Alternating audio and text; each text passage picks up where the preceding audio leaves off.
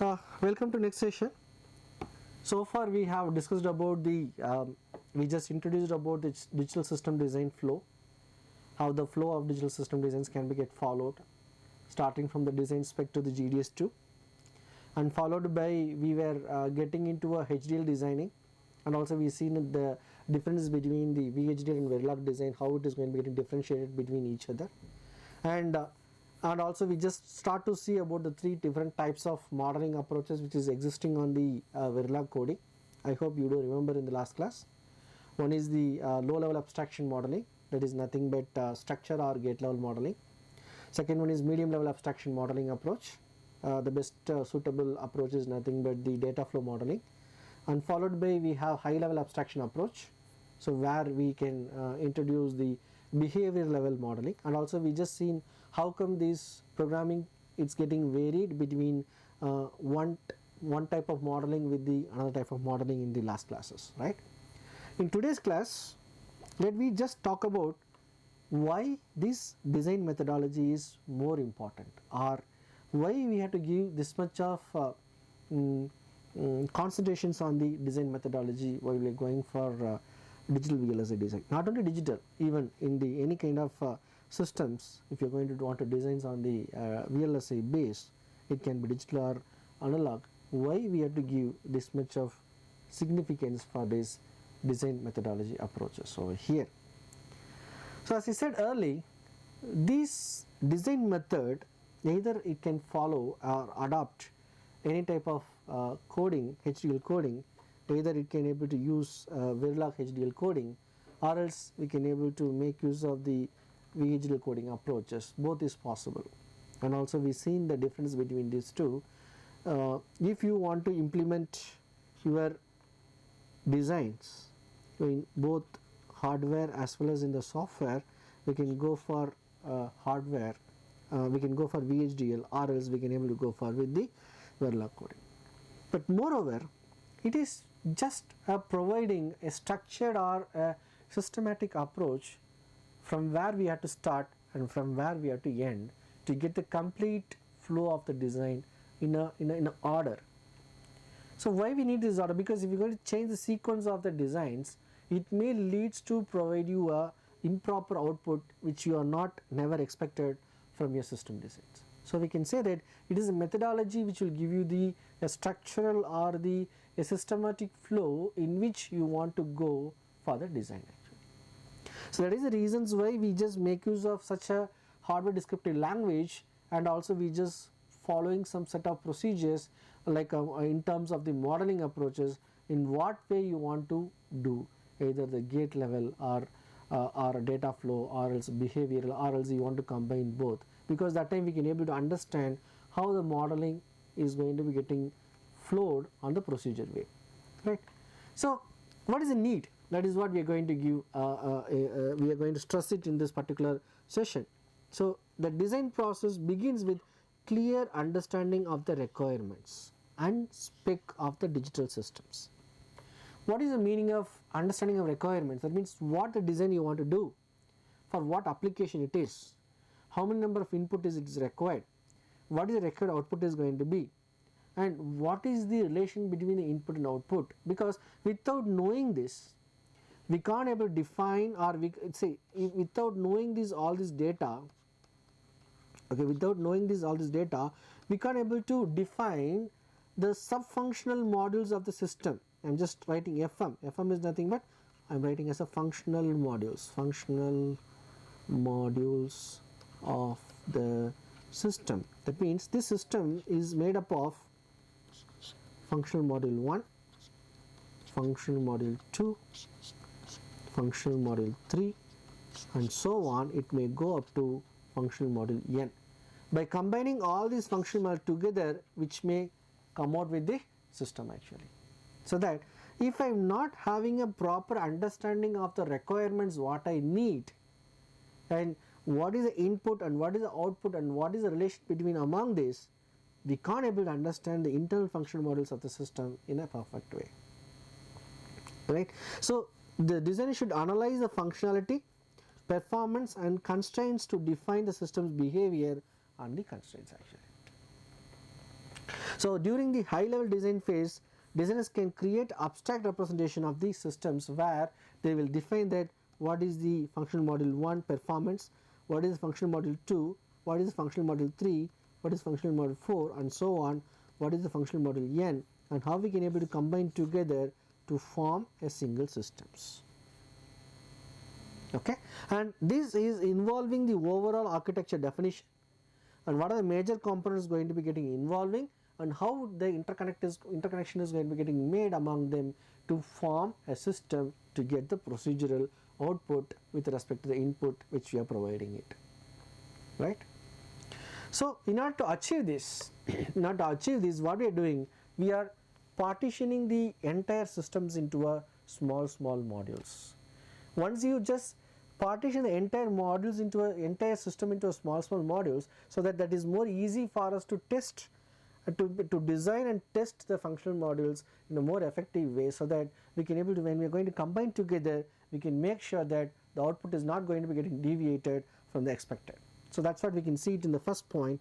The complex designs often partition to smaller and manageable modules or the blocks, and that can be getting modeled very easily. Through the HDL programming. Which type of HDL programming? Using Verilog programming, either by using gate level or by using data flow or by using behavioral modeling. Okay. So each module designs and verified independently and promoting modular and hierarchical design practices. So why we have to do it independently? If we are not going to verify the partitioned modules independently, we can make sure that the final system is going to provide a proper output or not. Yes or no?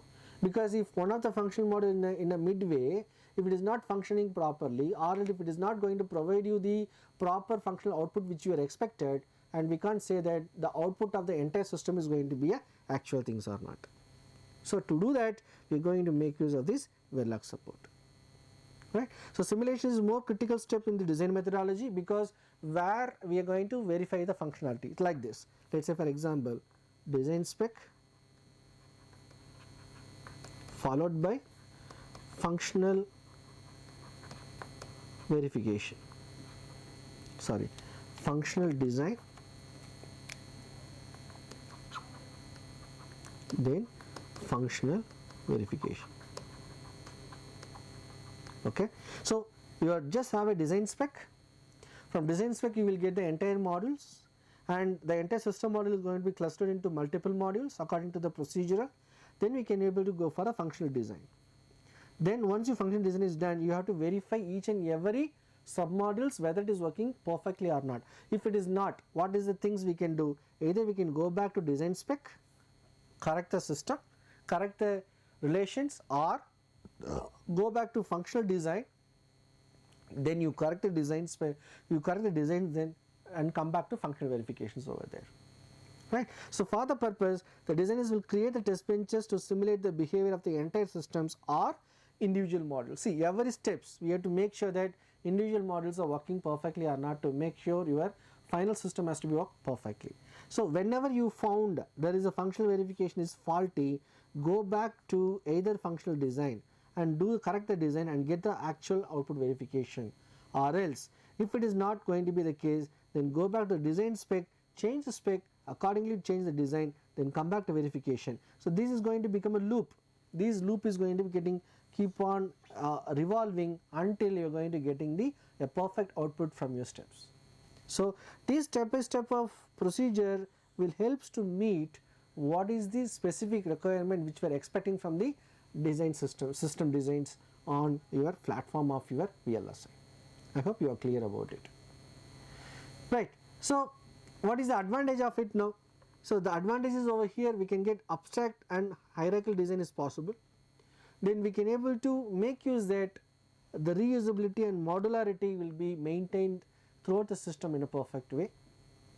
And we can specifically tell that how come the behavior of each and every functional module is going to be getting performing on the entire system, and make sure the simulation for verification of entire system operations with respect to subsystems, and the documentation is going to be more easy when you're going to do with this kind of a design procedure. and synthesis of hardware is more easy for us, which will convert the RTL in a very perfect way, and this RTL can give us your logic diagram that is more useful for us to go for the GDS2 level of fabrication process. Then timing analysis for performance automation also is going to be very simple, and it will make our process to be more easy for us to be understanding the reality, right? So that's the advantages we can say. And then what will be the problem, or what will be the limitations we can say that?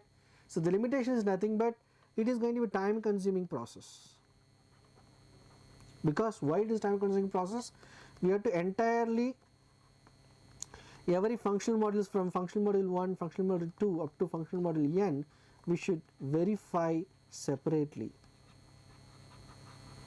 Okay, if it is verified separately, then there will be, it will take some time to verify that actually. So we have to concentrate on the functional module 1 operation perfectness, and perfectness of the functional module 2 and perfectness of the functional module n, so on, so that it will take its own time to complete its functional module things. So that it is the way in which we are going to take time to include everything to come as the output of a entire systems. And the other way of your limitations, we can see that, let's say for example functional module 1 is by means of data flow, and functional module 2 by means of the behavioral model, and functional module n in terms of the structural level. So we should make sure that all verifications can be done in the same type of procedures, because so that it is more easy for us to convenient to combine together, or else going to be integrate together when it is coming to a normal systems. So the concurrency challenge is going to be more important. That's what we have discussed now so far. And limited support of algorithm descriptions is going to be, it's another one problem we have, and it is mainly on tool dependence. What type of tool we are going to make use of it? That also is going to play a vital role when you are going for this kind of design methodology. And limited support for the complex data structures, because while you are living with the coding, the data structures has to be handled very clearly. So for that we may have some definitions, or we may have some functional verification, functionality has to be understood for your both Verilog as well as the VHDL coding part. Okay. So at the end we can conclude in such a way that the design methodology is more important. Why? Because we should follow a structural procedure, and as well as the periodical way in which the verification has to be done, and each and every stage of verification we should make sure that are we getting the function properly or not, including the submodule performance. If it is not, go back to design spec, correct it, come back to design system design, come do the functional designs and go for functional verification. This loop will be get continued until your entire system operation is going to be gathered in a proper way or not. Okay. So I hope you got the understanding of why we need this digital spec or digital system design flow is going to be getting required on it. Okay. Thank you, and in next session we can meet with one interesting topic on your digital VLSI designs. Thank you so much.